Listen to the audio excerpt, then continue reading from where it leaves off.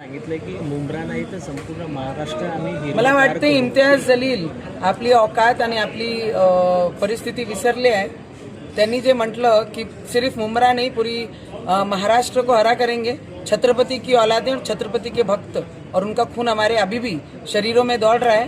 तुम नहीं, तुम्हारे 7 पीढ़ियां ऊपर से नीचे आए तो वो भी हरा नहीं कर पाएंगे महाराष्ट्र को। इतना एवढा मानसिकतेचे जे पद्धत आहे, मला वाटते की इम्तियाज जलीलला तमीज हा विसरलेला आहे।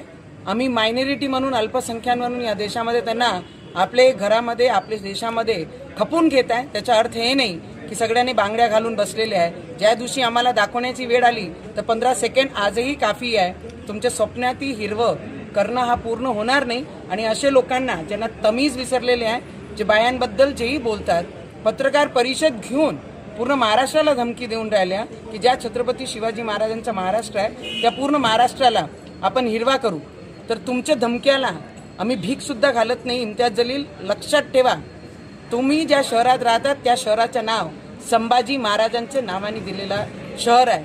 आणि तुम्ही जर बदतमीजी सोडली नाही आणि महिलाबद्दल आणि या महाराष्ट्राबद्दल अशब्द बोलणं सोडलं नाही तर तुम्हाला या पूर्ण महाराष्ट्रामध्ये जिल्ह्यामध्ये हिंडण्यासाठी किती त्रास होईल तुम्ही लक्षात आणून घ्या एकदा त्याचं।